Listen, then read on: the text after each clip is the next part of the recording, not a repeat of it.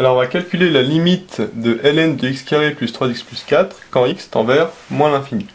Alors on rappelle que la limite en 0 de ln ça vaut moins l'infini et en plus l'infini ça vaut plus l'infini. Ici on voit qu'on a une fonction composée. On a ln de u avec u qui vaut x carré plus 3x plus 4.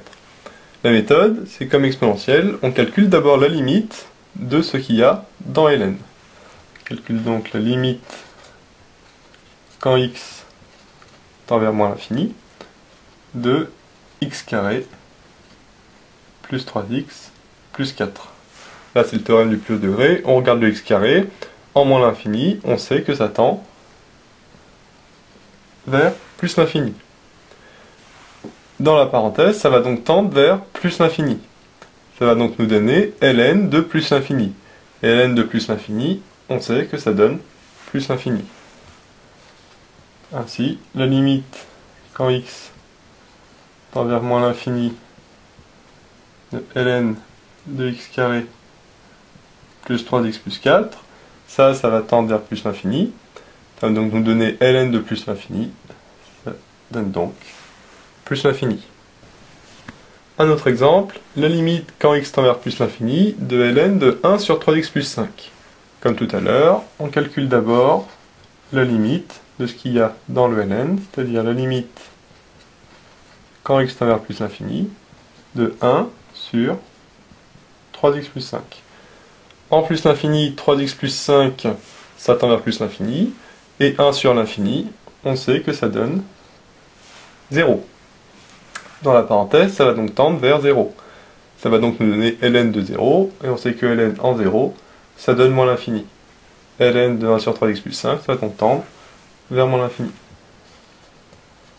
La limite quand x tend vers plus l'infini de ln de 1 sur 3x plus 5, ça va donc donner 1 sur 3x plus 5, ça donne 0, et ln en 0, on a vu que ça tend vers moins l'infini. Ça va donc nous donner moins l'infini, tout simplement. Et enfin, un dernier exemple, la limite quand x tend vers 0+, c'est-à-dire x supérieur à 0, de ln de 3x plus 5 sur x. Comme tout à l'heure, on calcule d'abord la limite quand x tend vers 0+, c'est-à-dire x supérieur à 0, de 3x plus 5 sur x. Ici, c'est un peu particulier. En haut, 3 fois 0 plus 5, ça donne 5. Mais en dessous, ça donne 0. 5 sur 0, on sait que ça donne l'infini. Alors maintenant, il faut savoir si c'est plus l'infini ou moins l'infini. En 0, on sait que le 3x plus 5, ça donne 3 fois 0 plus 5, ça donne 5. Donc c'est positif. Et le x, lui, il est positif aussi, puisqu'on a dit que c'était 0 plus. Donc le x est positif. Ce qui fait que 3x plus 5 sur x est positif. Du coup, ici, ce sera plus l'infini. D'accord? Parce qu'on a dit 3 fois 0 plus 5, ici, ça donne 5. Et le x, il tend vers 0, ça donne 5 sur 0. 5 sur 0, on sait que ça fait l'infini.